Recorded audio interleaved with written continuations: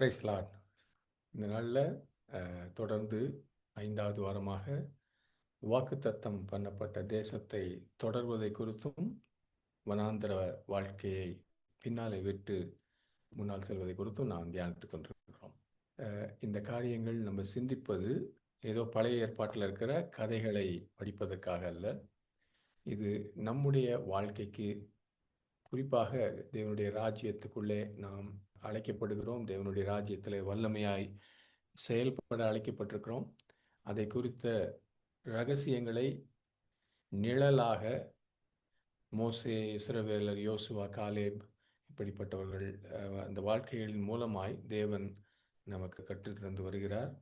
நம்ம எல்லாரும் கூட தொடர்ந்து இதை சிந்திப்போம். நம்ம வாழ்க்கையில் இதை நம்ம உள்ளார்ந்தமாக எடுத்துக்கொள்ளணும். we have to internalize these lessons. இந்த கற்றுக்கொள்ளுகிற பாடங்களை நம்ம இருதயத்தில் பதித்து நம்ம வாழ்க்கையை குறித்து அதிகமாக சிந்திக்கணும். இது ஏதோ ஒரு இறையியலுக்காகவோ ஒரு பைபிள் ஸ்டடிக்காக அதற்காக இல்லை. அதெல்லாம் கற்றுக்கொள்ளலாம் தலையில். ஆனால் இருதயத்தில் நாம் இந்த பாடங்களை ஏற்றுக்கொண்டால் நம்ம வாழ்க்கையில் இதுவரைக்கும் நடக்காத அற்புதங்கள் நிச்சயமாய் தேவன் செய்வார். ஏனென்றால் நம்ம எல்லாரையும் இந்த வாக்குத்தத்தம் பண்ணப்பட்ட தேசமாகிய தேவனுடைய ராஜ்யத்துக்கு ஆண்டவர் அழைத்திருக்கிறார். இங்கே பாலும் தேனும் ஓடுகிற தேசம், அதிக அதிக கனிகள் நிறைந்த ஒரு தேசம். அதுக்கு தான் உங்களையும் என்னையும் அழைத்திருக்கிறார். ஸோ இந்த 5வது வாரத்தில் நாம் கடந்த வாரத்தில் தேவன் வனாந்தரத்து வாழ்க்கையாக இருந்தாலும் சரி, வாக்குத்தத்த வாழ்க்கையாக இருந்தாலும் நமக்கு அவர்தான் காரியங்களை தருகிறவராக இருக்கிறார். ஈஸ் அவர் provider, whether we are in the wilderness or in the promise land. தேவன் நம்ம எந்த சூழ்நிலையில் இருந்தாலும், எங்கே இருந்தாலும், நாம் புயலின் மத்தியிலே சீஷர்களைப் போல இருந்தாலும் அவர் நமக்கு அடைக்காம், நமக்கு காரியங்களை தருபவர். பஞ்சத்தின் மத்தியிலே மழை ஒன்று இல்லாத நேரத்தில் எலியாவை போல இருந்தாலும் அங்கேயும் நம்மை போஷிக்கிறவர். சிறையிலே குடும்பம் எல்லாரும் கைவிடப்பட்டு தனிமையிலே யோசேப்பை போல இருந்தாலும் அங்கேயும் அவர் நமக்கு தேவையான காரியங்களை கொடுக்கிறவர். அல்லது ஒரு வனாந்தரமான ஒரு தனியான ஒரு பகுதியில் 5000 ஜனங்கள் இயேசுவோடு இருந்தாங்க, ஒரு சாப்பாடு இல்லை, அங்கேயும் தேவன் நமக்கு போஷிக்கிறவர். கடைசியாக எல்லாம் அருமையாக இருக்கிற இந்த இந்த யுஏஇ நாட்டில் கூட இது உலகத்திலேயே ஒரு மிகவும் ஐஸ்வர்ய நாடாக இருக்கிறது. இங்கேயும் தேவன் தான் நம்மை போஷிக்கிறார். இதை நாம் படிப்படியாக புரிந்து கொண்டோம். Wilderness provisions are direct and miraculous. வனாந்தர வாழ்க்கையில், அதாவது நாம் கஷ்டத்திலே, கண்ணீரின் பாதையிலே, தனிமையின் பாதையிலே, துக்கத்தின் வியாதியின் பாதையிலே போகும்போது கூட தேவன் நமக்கு வழங்குவது, நமக்கு ஏற்பாடு செய்வதெல்லாம் நேரடியாக அவரே செய்கிறார். பரலோகத்தின் கதவுகளை திறந்து அற்புதங்கள், அதிசயங்கள் மூலமாய் நம்மை போஷிக்கிறார். எப்படி எலியாவுக்கு செய்தாரோ அதை போல நமக்கு செய்கிறார். அங்கே இஸ்ரவேல் ஜனங்கள் அந்த கொடிய வனாந்தரத்தில், மிகவும் பாலைவனம், உலகத்திலேயே மிகவும் மோசமான ஒரு பாலைவனம் அது அந்த எகிப்தில் இருக்கிறது. அங்கே அன்றாடம் அவர் பரலோகத்திலிருந்து மன்னாவை அவர்களுக்கு பொழிந்து தேவன் அவர்களுடைய அன்றாட வாழ்க்கையில் அந்த 30 லட்சம் ஜனங்களுக்கும் போஷித்தார். தினம் நம்ம யாத்திராகமும் 16:4 பார்த்தோம். பின்னர் கர்த்தர் மோசேயிடம், இதோ நான் உங்களுக்காக வானத்திலிருந்து உணவை பொழியப் போகிறேன். ஒவ்வொரு நாளும் மக்கள் வெளியே சென்று அந்த நாளுக்கு தேவையான அளவுக்கு உணவை எடுத்துக்கொள்ளலாம், மன்னாவை எடுத்துக்கொள்ளலாம்னு சொன்னார். மன்னா என்பது மிகவும் அற்புதமான அருமையான ஒரு ஏற்பாடு. It's a wonderful provision. அப்படிப்பட்டவர் தான் நம்முடைய கர்த்தர். நம்முடைய மிகவும் கடினமான காலங்களில் நம்மை பராமரிக்க அற்புதங்களை செய்கிறார், நேரடியாக தலையிடுகிறார் என்று நாம் பார்த்தோம். இந்த வனாந்தரத்தில் அவர் நமக்கு வைத்திருக்கிற பொழிகிற ஏற்பாடுகள் கூட அதோடு நாமும் இணைந்து உழைக்க வேண்டும், இணைந்து அவரோடு ஒத்துழைக்க வேண்டும் என்று அவர் எதிர்பார்க்கிறார். ஏனென்றால் அவர் பரலோகத்திலிருந்து அப்பத்தை பொழிந்திருக்கலாம், அப்பமாக பொழியவில்லை. அதற்கு பதிலாக அந்த மன்னாவை அவர்கள் உண்ணக்கூடிய உணவாக மாற்ற அவர் அந்த இஸ்ரவேல் ஜனங்களுக்கு, ஒவ்வொரு குடும்பத்துக்கும் அவர்கள் இணைந்து உழைக்கிற சில பணிகளை அவர்களுக்கு வழங்கினார். என்னாகமம் 11:8 பார்க்கிறோம். ஜனங்கள் போய் அந்த மன்னாவை பொறுக்கி கொண்டு வந்து எந்திரங்களிலே அரைத்தாவது பொறுக்கணும் முதல்ல, அதுக்கப்புறம் எந்திரங்களிலே அரைத்தாவது உரல்களிலே இடித்தாவது பானைகளில் சமைப்பார்கள். எல்லாம் செய்கிறாங்க, பொறுக்கிட்டு வந்தாங்க, எந்திரங்களில் அரைச்சாங்க, அல்லது உரல்களில் இடித்தாங்க, பானைகளில் சமைச்சாங்க, அதை அப்பங்களுமாய் சுடுவார்கள். இந்த அவர்கள் தினமும் தேவனுடைய அற்புதமான அந்த ஏற்பாடுகளிலே அவர்கள் விசுவாசம் வைக்க வேண்டியிருந்தது. வனாந்திரத்திலே நீங்களும் நானும் வனாந்திர வாழ்க்கையிலே, வனாந்திர அனுபவங்களில் போகும்போது தேவனோடு ஒத்துழைத்து உழைக்க வேண்டும். ஆனால் அந்த காரியங்களை உண்மையிலேயே நம்மை கவனித்து கொள்ள, நம்முடைய குடும்பத்தை கவனித்து கொள்ள, இந்த காரியங்களை நம்ம கையில் என்னால் என்று எடுத்துக்கொள்ளக்கூடாது. தேவனை விசுவாசிக்க வேண்டும். வாக்குத்தத்தம் தேசத்தில் போன வாரத்தில் பார்த்த சுருக்கமாக சொல்லிக்கிட்டு இருக்கேன். வாக்குத்தத்தம் பண்ணப்பட்ட தேசத்தில் கூட ஏற்பாடுகள் பரலோகத்திலிருந்து வருவதில்லை. ஆனால் பரலோகத்தின் தேவன் ஏற்கனவே அங்கே வைத்திருக்கிறார், அங்கே உருவாக்கி வைத்திருக்கிறார். அவர் வைத்திருக்கிற அந்த தேவனுடைய ராஜ்யம் என்று இயேசு கிறிஸ்து நமக்கு அதை சொல்லிக் கொடுக்கிறார். இது ஏற்கனவே இங்கே இருக்குது. உபாகமம் 8வது அதிகாரத்தில் 7லிருந்து 9 வரைக்கும் வாசித்தோம். நம்ம உன் தேவனாகிய கர்த்தர் உன்னை நல்ல தேசத்திலே பிரவேசிக்க பண்ணுகிறார். அவர் செய்த காரியம் அது நல்ல தேசம். அது பள்ளத்தாக்குகளிலும் மலைகளிலிருந்தும் புறப்படுகிற ஆறுகளும் ஊற்றுகளும் ஏரிகளும் உள்ள தேசம். அது கோதுமையும் வார்கோதுமையும் திராட்சை செடிகளும் அத்தி மரங்களும் மாதள செடிகளும் உள்ள தேசம். அது ஒலிவ மரங்களும் எண்ணெயும் தேனும் உள்ள தேசம். அது தாழ்ச்சி இல்லாமல் அப்பம் புசிக்கத்தக்கதும் ஒன்றும் உனக்கு குறைவுபடாததுமான தேசம். அதில் கல்லுகள் இரும்பாய் இருக்கிறதும் செம்பு வெட்டி எடுக்கத்தக்க மலைகளும் உள்ளதான தேசம். Minerals, it was rich in minerals, oil, honey, எல்லாம் நிறைந்திருந்தது. எதுலேயும் நமக்கு குறைவில்லாமல் அப்படிப்பட்ட தேசத்தை ஏற்கனவே வைத்திருக்கிறார்.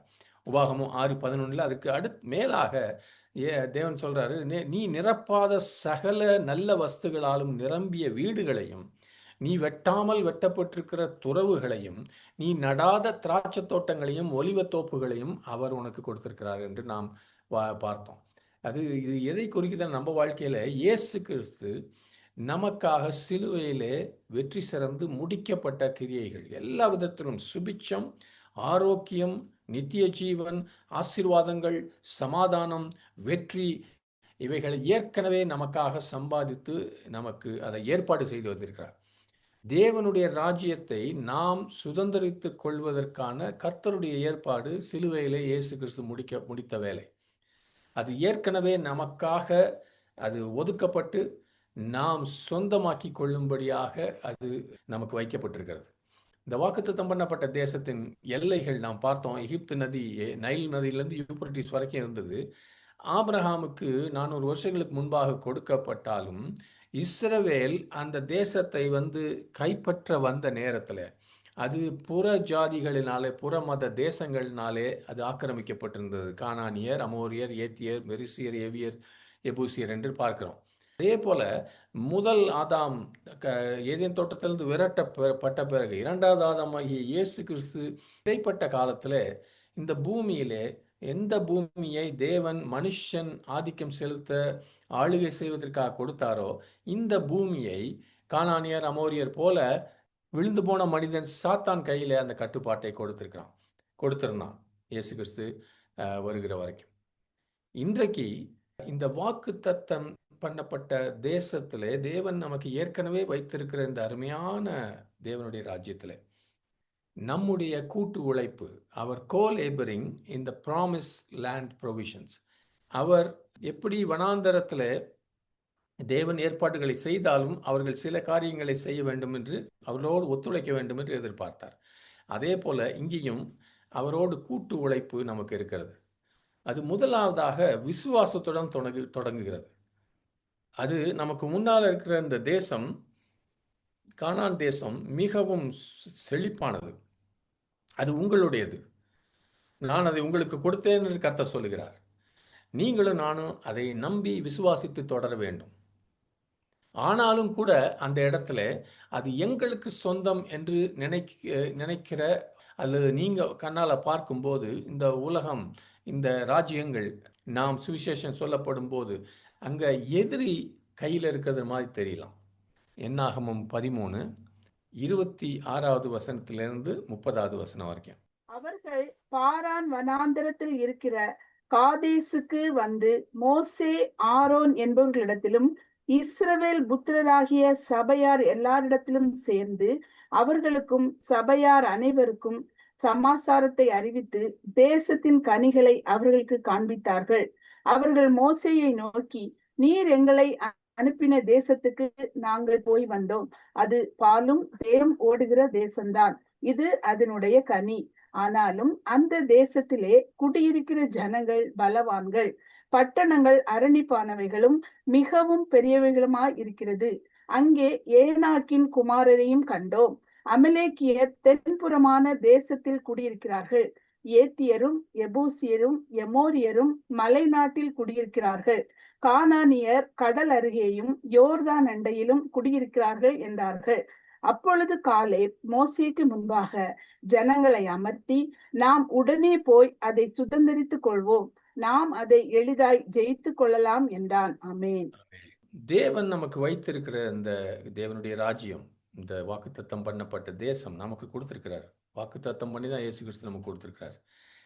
இதுல இதை பற்றி கொள்ள, இதை பிடித்து கொள்ள, இதை சுதந்தரிக்க நாம் இணைந்து உழைப்பது என்றால் அங்கே போய் வெறுமனே பழங்களை பறிப்பது மட்டுமல்ல, ஆனால் சேனைகளின் கர்த்தருடைய வல்லமையோடு அவரோடு சேர்ந்து போரிடுவதும், அவரோடு உழைப்பது. தைரியத்தை எடுக்க வேண்டும், கர்த்தரை நம்ப வேண்டும், எதிரியை விரட்ட வேண்டும், தேசத்தை சுதந்திரிப்பதற்கான அவருடைய அழைப்பை கேட்டு அதற்கு பின்னாலே வயலை உழுது விதைகளை விதைத்து சரியான நேரத்தில் அறுவடை செய்வது, இது எல்லாம் அவரோடு இணைந்து உழைப்பதற்கு அர்த்தம். அப்போ நீங்கள் நினைக்கலாம், அதுன்னு நம்ம தான் செய்கிற போல இருக்குங்க. பாருங்கள், நீங்களா செய்யலை. அந்த செழிப்பான இப்போ அந்த மாதிரி எவ்வளவு நீங்கள் உழைச்சாலும் இங்கே இருக்கிற மண்ணில், இங்கே இருக்க வனாந்தரத்தில் நீங்கள் செஞ்சீங்கன்னா ஒரு பிரயோஜனம் கிடையாது, ஒன்றுமே நடக்காது. ஆனால் அங்கே இருக்கிற செழிப்பு, மண், அங்கே மேலேருந்து வருகிற தண்ணீர், மழையும் பனியும், அங்கே இருக்கிற வளங்கள் எல்லாம் தேவன் உருவாக்கியது. உங்களோடு போராடி போர் செய்து வெற்றி காண்பது அவர். இதெல்லாம் செய்கிறாரு. You are only collaborating. அதனால இதெல்லாம் நமக்கு பெரிய காரியம் என்று அல்ல, அதே சமயம் இது சிறிய காரியமும் இல்லை. இஸ்ரவேல் ஜனங்கள் இந்த தேசத்தை அவர்கள் சிருஷ்டிக்கவில்லை என்று இதில் பார்க்கலாம். அங்குள்ள எல்லாமே கர்த்தராகிய ஆண்டவராலே அற்புதமாகவும் அதிசயமாகவும் சிருஷ்டிக்கப்பட்டன எல்லாமே. ஆமென். இதில் அவர்களுடைய இணைந்து உழைப்பது என்ன என்றால், அந்த வாக்குத்தத்தம் பண்ணப்பட்ட தேசத்தை பெறுவதற்கு அவர்கள் என்ன செய்ய வேண்டும் என்று நம்ம கொஞ்சம் பார்த்தோம்னா, இஸ்ரவேல் ஜனங்கள் தேவனை நம்ப வேண்டும். they have to trust in God. அவருடைய நியாய பிரமாணங்களுக்கு கீழ்ப்படியணும். யோசுவாவின் தலைமையிலே கானானை இராணுவ ரீதியாக கைப்பற்றவும் கட்டளையிடப்பட்டார். யோசுவா என்ற பேர் இயேசு என்ற பேர், அராமிய மொழியில் அதே பேர் தான். இயேசு நமக்கு முன்பாக சேனையின் அதிபதியாக போகும்போது அவருடைய தலைமையிலே இந்த கானான் தேசத்தை ஆவிக்குரிய யுத்த ரீதியாக நம்மை கைப்பற்ற வேண்டும். நம்ம போகிற இடங்களிலே இதோ வாயா அப்படின்னா ஒரு ஆத்மா எந்திரிச்சு உடனே சபைக்கு வந்துட மாட்டான், சீசன் ஆயிட மாட்டான். அவனுக்குள்ளே அவனை பிடித்து கொண்டிருக்கிற சாத்தானின் சதிகள் எல்லாம் இருக்கும், ஆக்கிரமிப்பெல்லாம். இயேசு கிறிஸ்து நம்மை அழைக்கிறார், அவருடைய தலைமையில் போகிறோம். யோசுவா 1வது அதிகாரம் முதல் 8 வசனங்கள். கர்த்தருடைய தாசனாகிய மோசே மரித்த பின்பு கர்த்தர் மோசேயின் ஊழியக்காரனாகிய நூனின் குமாரன் யோசுவாவை நோக்கி, என் தாசனாகிய மோசே மரித்து போனான். இப்பொழுது நீயும் இந்த ஜனங்கள் எல்லாரும் எழுந்து இந்த யோர்தானை கடந்து இஸ்ரவேல் புத்திரருக்கு நான் கொடுக்கும் தேசத்துக்கு போங்கள். நான் மோசேக்கு சொன்னபடி உங்கள் காலடி மிதிக்கும் எவ்விடத்தையும் உங்களுக்கு கொடுத்தேன். வனாந்தரமும் இந்த லீபனோனும் தொடங்கி ஐப்ராத்து நதியான பெரிய நதி மட்டும் உள்ள ஏத்தியரின் தேசம் அனைத்தும், சூரியன் அஸ்தமிக்கிற திசையான பெரிய சமுத்திரம் வரைக்கும் உங்கள் எல்லையாய் இருக்கும். நீ உயிரோடுக்கும் நாளெல்லாம் ஒருவனும் உனக்கு முன்பாக எதிர்த்து நிற்பதில்லை. நான் மோசையோடு இருந்தது போல உன்னோடும் இருப்பேன். நான் உன்னை விட்டு விலகுவதும் இல்லை, உன்னை கைவிடுவதும் இல்லை. பலங்கொண்டு திடமனதாயிரு. இந்த ஜனத்தின் பிதாக்களுக்கு நான் கொடுப்பேன் என்று ஆணையிட்ட தேசத்தை நீ இவர்களுக்கு பங்கிடுவாய். என் தாசனாகிய மோசே உனக்கு கற்பித்த நியாய பிரமாணத்தின்படியெல்லாம் செய்ய கவனமாய் இருக்க மாத்திரம் மிகவும் பலங்கொண்டு திடமனதாயிரு. நீ போகும் இடமெல்லாம் புத்திமானாய் நடந்து கொள்ளும்படிக்கு அதை விட்டு வலது இடது புறம் விலகாதிருப்பாயாக. இந்த நியாயப்பிரமாண புஸ்தகம் உன் வாயை விட்டு பிரியாதிருப்பதாக. இதில் எழுதியிருக்கிறதெல்லாம் நீ செய்ய கவனமாய் இருக்கும்படி இரவும் பகலும் அதை தியானித்துக் கொண்டிருப்பாயாக. அப்பொழுது நீ உன் வழியை வாய்க்க பண்ணுவாய், அப்பொழுது புத்திமானாய் நடந்து கொள்ளுவாய். ஆமென். இங்க ஒரு சில காரியங்கள் நாம் செய்ய வேண்டும் என்று இந்த இடத்துல எதிர்பார்க்கிறார். நீ கால் மிதிக்கிற எல்லா இடத்தையும் உனக்கு கொடுத்தேன். இதில் இருக்கிற சில காரியங்களை நம்ம அதனுடைய சூழ்நிலை இல்லாமல் நம்ம சும்மா உபயோகப்படுத்துகிறோம். நான் உன்னை விட்டு விலகுவதும் இல்லை, உன்னை கைவிடுவதும் இல்லைன்னு அடிக்கடி நம்ம சொல்லிக்கிறோம். யாருக்கு சொல்றாரு? எதற்காக சொல்றாரு? எந்த சூழ்நிலையை சொல்றாருன்னு இங்கே தான் சொல்றாரு. வாக்கு தத்தம் பண்ணப்பட்ட தேசத்திலே நீ அந்த வாக்கு தத்தம் பண்ணப்பட்ட தேசத்தை சுதந்திரித்துக் கொள்வதற்காக தேவனோடு நீ ஒத்துழைக்கும் போது, தேவனுடைய ராஜ்யத்துல போய் தேவனுடைய ராஜ்யம் இந்த பூமியில வரும்படியாக சுவிசேஷ வேலை, ஊழியங்கள், இந்த காரியத்தில் நீங்களும் நானும் மும்முரமாக இருக்கும்போது தேவன் உனக்கும் எனக்கு சொல்லுவது, நான் உன்னை விட்டு விலகுவதும் இல்லை, உன்னை கைவிடுவதும் இல்லை. நம்ம உட்கார்ந்து தானே சாப்பிட்டுட்டு தூங்கிட்டு நானும் உண்டு, என் குடும்பம் உண்டு, என் கதி உண்டுன்னு யோசிச்சுட்டு இருக்கும்போது இப்படிப்பட்ட வாக்கு தத்தங்களை நமக்கு உபயோகப்படுத்துகிறோம். அந்த இடத்துல அப்படி சொல்ல. ஆனால் இங்கே அதே தான் சொன்னார், நீ உயிரோடு இருக்கனால ஒருவனும் உனக்கு முன்பாக எடுத்து நிற்பதில்லைன்னு. அப்படின்னா என்ன அர்த்தம்? நீங்க போய் யுத்தம் செய்யும் போது, தேவனோடு சேர்ந்து நீங்க யுத்தம் செய்யும் போது தேவன் அதை சொல்லுகிறார். நீங்க எனக்கு ஒன்றும் கிடையாதுன்னு உட்கார்ந்துருக்கும் போது நிச்சயமாய் சாத்தான் உங்களுக்கு எதிராக வந்து நிற்பான். அதுல சந்தேகமே இல்லை. நான் மோசையோடு இருந்தது போல உன்னோடு இருப்பேன். மோசை என்ன செஞ்சார்? He led from the front. முன்னணியில போய் அந்த 30 லட்சம் ஜனங்களை வழி நடத்தினான். சகலத்தையும் அவனுடைய வாழ்க்கையில எல்லாவற்றையும் திறந்து விட்டு அப்போ சொன்னார், அவனுக்கு மோசையோடு இருந்தது போல் உன்னோடு இருப்பேன்.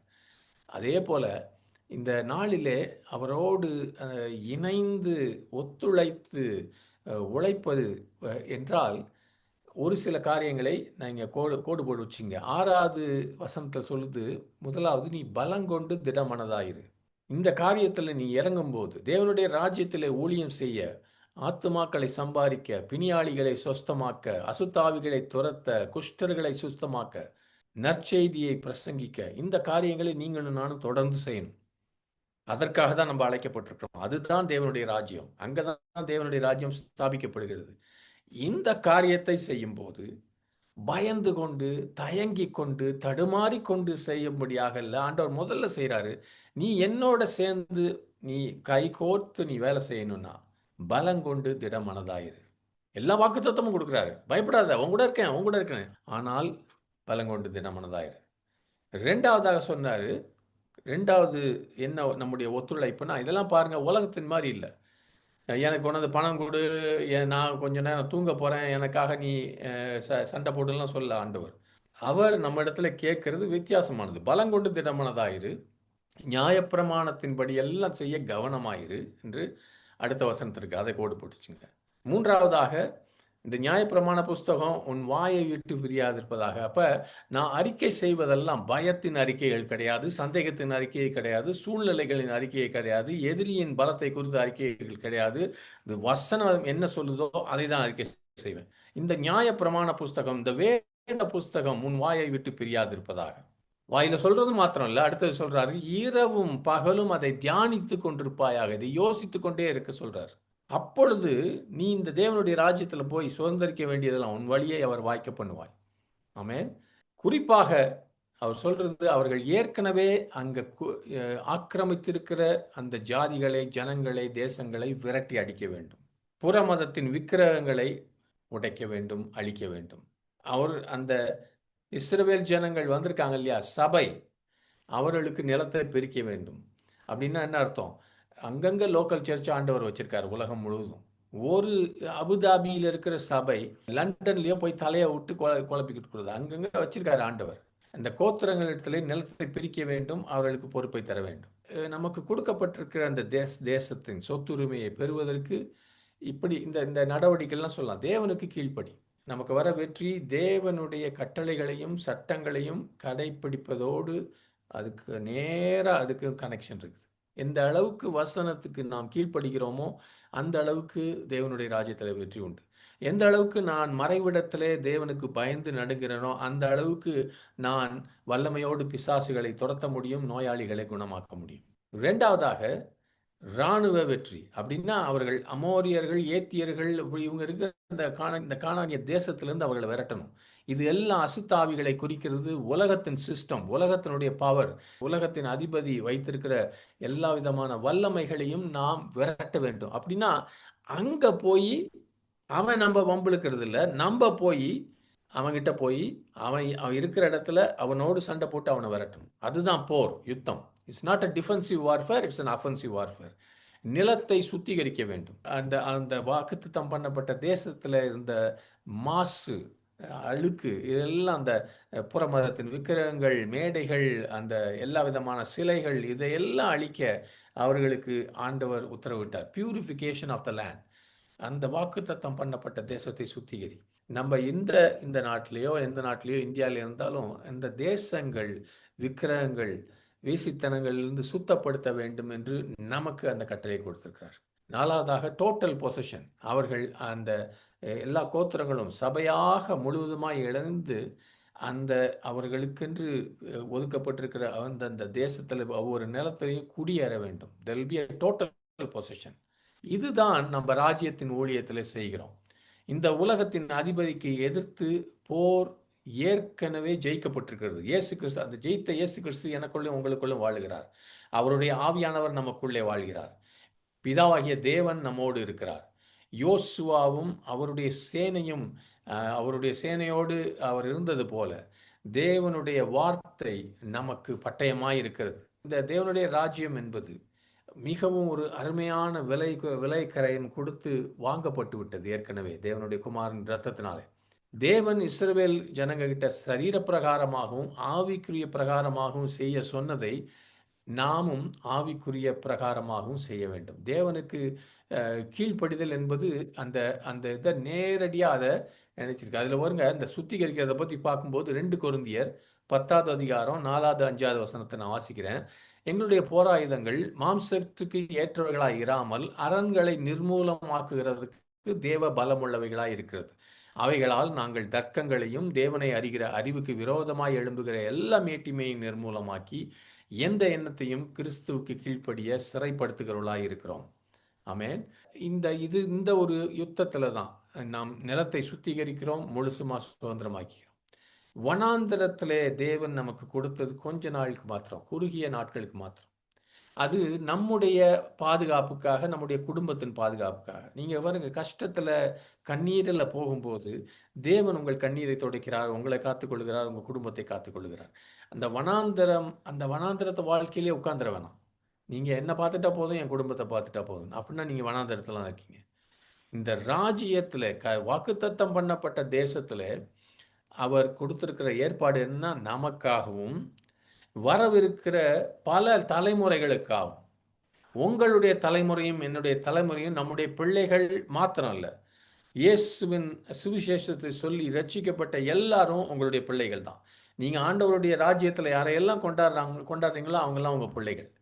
உங்களுடைய குடும்பம் என்பது பெரிய குடும்பமாக வேண்டும். இந்த குறுகிய எண்ணத்தோடு இருந்தால் வனாந்திரத்தில் உட்காந்துருப்பாங்க. வனாந்திரத்தில் இணைந்து உழைப்பது எப்படியாவது உயிர் பிழைச்சிக்கிறதுக்காக. ஆனால் வாக்குத்தத்தம் பண்ணப்பட்ட தேசத்தில் இணைந்து உழைப்பது என்பது நித்திய நோக்கத்துக்காகவும் தேவனுடைய நித்திய திட்டத்துக்காகவும். ஆமென்.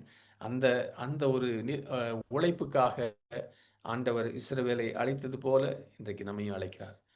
ஒரே ஒரு பாடத்தை கற்றுக்கொள்ளணும்னு இன்னைக்கு கூட அந்த யுத்தங்கள் நடக்கிறதுக்கெல்லாம் காரணம், இஸ்ரவேல் ஜனங்கள் அந்த வாக்குத்தத்தம் பண்ணப்பட்ட தேசத்தை தேவன் சொன்ன நேரத்தில் சொன்னபடி சுதந்திரிக்காமல், அவருடைய வசனத்துக்கு கீழ்ப்படியாமல் பல காரியங்களிலே தவறிவிட்டார்கள். அதனால்தான் அந்த தேசங்களிலே இன்றைக்கும் இப்படிப்பட்ட யுத்தங்கள் நடந்து கொண்டிருக்கு. அவங்களுக்கு அந்த ஐடியா இருக்குது, யூப்ரட்டிஸ் நதியிலிருந்து நைல் நதி வரைக்கும்னு. ஆனால் அந்த கோல் ஏபரிங் அவரோடு தேவனோடு இணைந்து இயேசு கிறிஸ்துவை சொந்த இரட்சகராக மேசியாவாக ஏற்றுக்கொண்டு அதிலே நடப்பதற்கு இன்னும் அவர்கள் தயாராக இல்லை. கர்த்தருக்கு ஸ்தோத்திரம்.